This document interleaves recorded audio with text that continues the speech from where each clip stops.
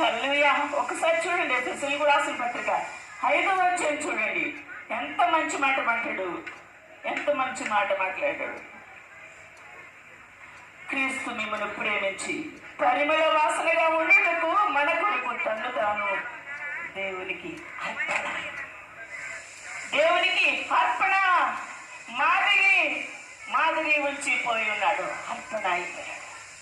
నీ సేవ జీవితంలో దైవ సేవ కూడా అర్పణగా మారిపోవాలి. ఇంకొక ప్రశ్న దగ్గర ఉండిపోయింది. వ్యవసాయకుడికి సద్దన్నం కట్టేదేమని. వ్యవసాయానికి ఆయన నాగలి పట్టుకొని వెళ్తూ ఉంటే సద్దన్నం కట్టేదెవరు చెప్పడమా? స్త్రీ.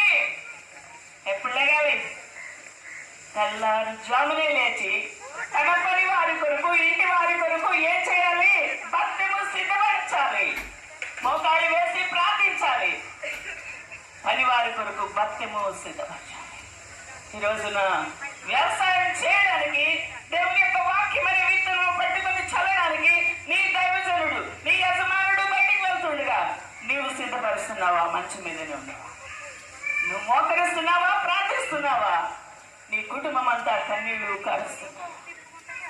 అర్థం చేసుకోవాలి. వాక్యం అనే విత్తనము దేవుడు నీ చేతిలో పెట్టాడు.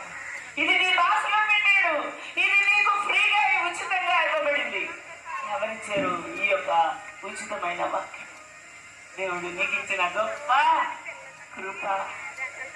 ఈ విత్తనము స్వచ్ఛమైనదిగా, కలుషితము లేనివిగా, కుళ్ళు పట్టనివిగా, పుచ్చి పోనివిగా, ఏ మందు గింజలు కాకుండా చల్లుతున్నవా? మంచి విత్తనాన్ని చల్లుతున్నావా? ఈ రోజున దేవుని వాక్యం అనే ఈ విత్తనాన్ని చేతపట్టుకొని ధైర్యంగా వెళ్ళు. ఈ వాక్యాన్ని పట్టుకొని సరాసరిగా విత్తు. సమయానుకూలమైన విత్తనం కావాలి. ఇక్కడ నేను దైవజనులను ఉద్దేశించి, భార్యలను ఉద్దేశించి, బిడ్డలను ఉద్దేశించి మాట్లాడి కాబట్టి నేను సమయానుకూలంగా మాట్లాడాలి. అక్కడికి వెళ్ళి ఇక్కడికి వెళ్ళి నేను ఇంకో విషయం మాట్లాడితే కూడా సమయోచితమైన జ్ఞానముతో, పరిశుద్ధాత్మ యొక్క సహాయంతో నువ్వు ఫీల్డ్లోకి వెళ్ళాలి. ఇది అరణ్యమైన భూమి, ఇదే బీడు వారిన భూమి, కఠినమైన క్రూర మృగముల చేత, అడవి చేత అలుముకున్న భూమి. ఈ లోకము సామాన్యమైనది కాదు. ఆలోచించేద్దాం.